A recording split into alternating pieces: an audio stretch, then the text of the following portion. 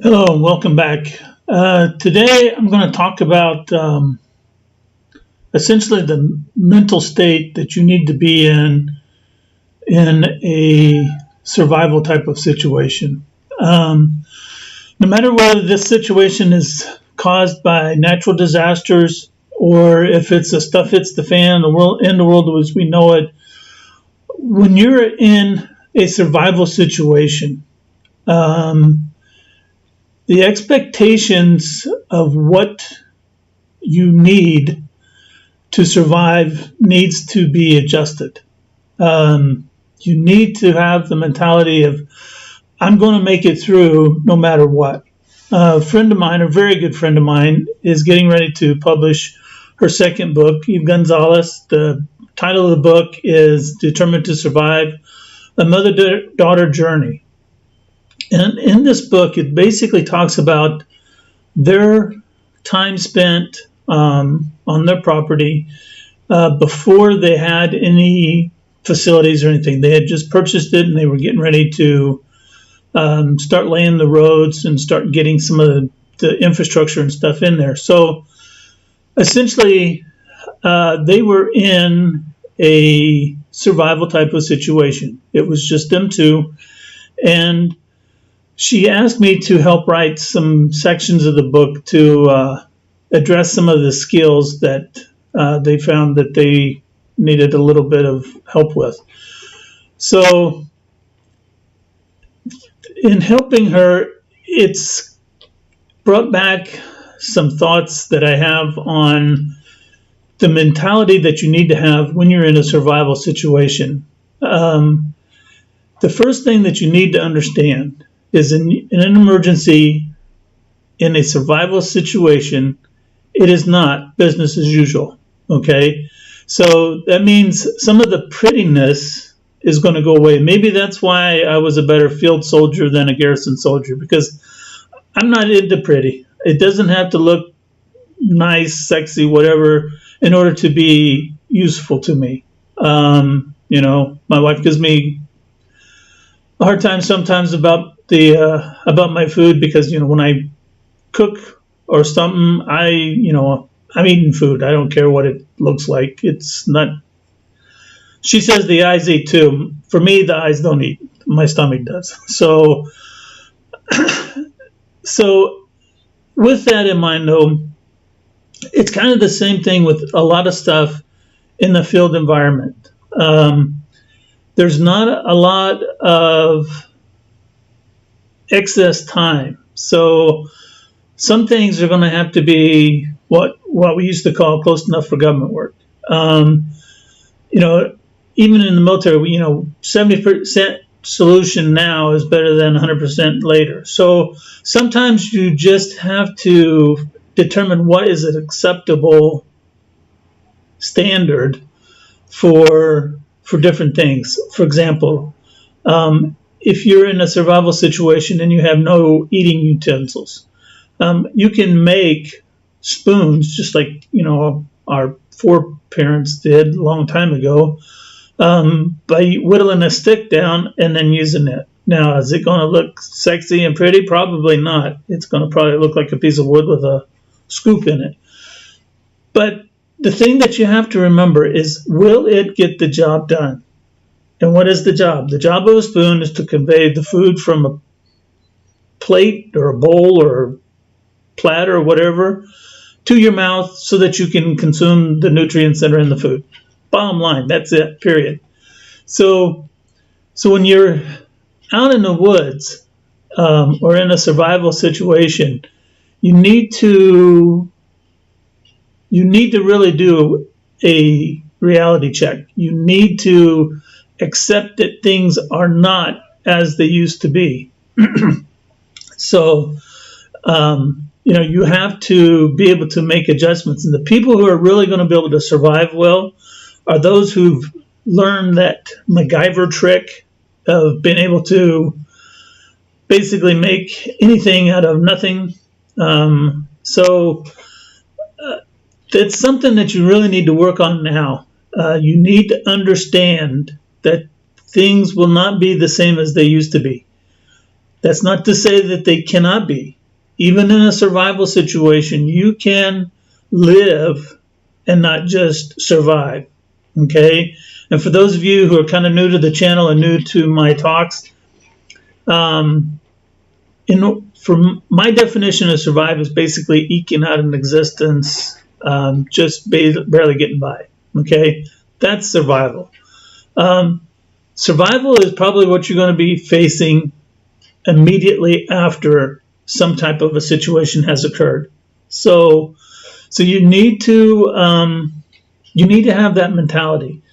But as time goes on, even in the end of the world as we know it, it does not mean that we have to survive for the rest of our lives.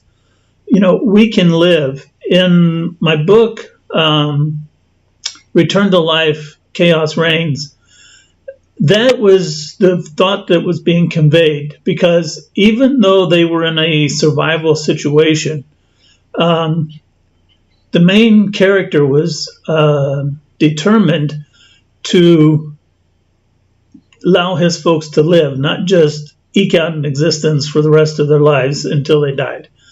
So, because in the book they built schools, they built factories, everybody worked, everybody had a job. So everybody was part of the defense. So it is possible that even in the end of the world as we know it type of a scenario, we can live. Now, does that mean that our standard of living is going to be the same as it was before? Perhaps not. But that's not to say that we still can't enjoy some of the finer things that we used to. Music, for example. A lot of people are capable of building instruments or making instruments. Some of these things that we kind of take for granted now, a lot of people today, they go out to the store and buy whatever it is they need. If they need a guitar, they go buy a guitar. If they need a car, they go buy a car. If they need a pot or a pan, they go out and buy a pot or pan. But when something seriously happens, and like I said, it can be a temporary emergency / disaster, such as hurricane, flood, wildfire, what have you. Or it could be, the total collapse of the world as we know it. It doesn't really matter. We can still start to bring together the things that are going to make us happy. And, living for my definition, is basically not only just eking out an existence in the survival mode, but it's enjoying the life that we're living. Okay? So that is accomplished by our mental attitude. If our mentality is that, oh, this sucks, this is bad, oh, poor me, then yeah, you're absolutely positively correct. It's going to suck and you're going to be survival mode for the rest of your life. But if you set your mind to, hey, this is pretty cool, it's like camping on a permanent basis, that mindset is what's going to determine whether you live or survive. Okay? I can exist for a long, long time. As long as I have food, water, and shelter, I'm probably pretty good. Anybody can exist probably in that state. But your mental state is the part that a lot of people forget about when they're doing their prepping. I know it didn't show up in our assessment yesterday of the top 5 prepping mistakes, but in my mind, the mental aspects and the spiritual aspects of prepping should probably have topped that list, or at least been number 2, because it's easy to do physical stuff. And most people's idea of prepping is buying stuff. whether it's gear, ammo, guns, food, water, whatever. Most of the stuff that they're doing for prepping is purchasing stuff.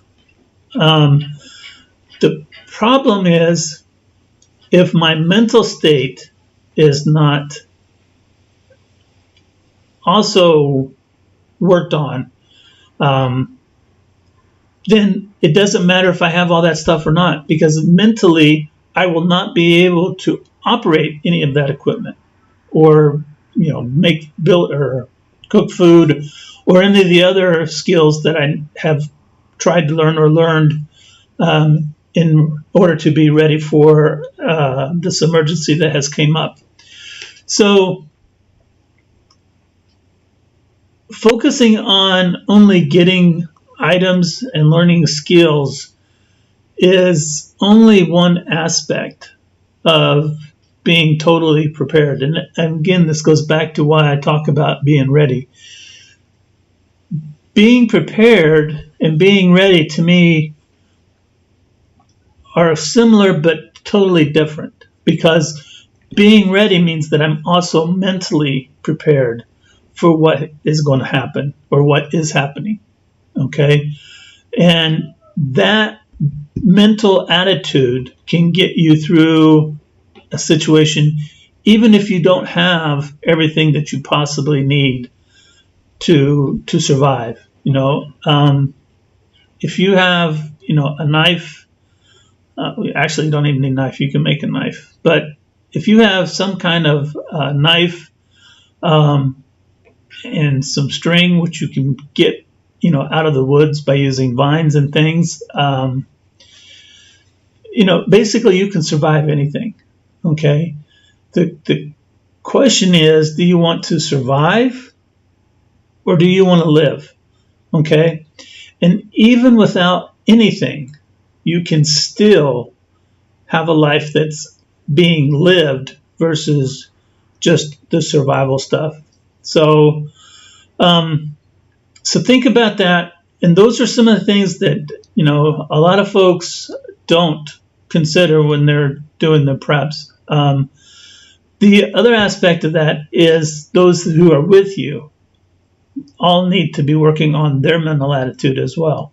Okay. So, because if you have somebody that's in the group that's like, oh, this sucks, and they're always down, they're always ticked off, they're always irritated, the rest of the group is going to pick that mentality up too. So we impact those that are around us. So if we have a positive attitude, then that positive attitude is going to be transmitted throughout the rest of the group, and everybody can have the same positive attitude. And with a positive attitude, there's really nothing that you cannot do. You're only limited by your imagination and your abilities to do stuff. So think about it. If you have questions, if there's some things that we can help you with, give us a holler. Guy at greatlivingsources.com. Visit our website, greatlivingsources.com. If there's something that, that we can help with, let us know. That's what we're trying to do, is to try to get people to be ready, help them, mentally, spiritually, and physically reach the core of calm. So be safe out there, stay alert, stay alive, and remember the core of calm. Thank you.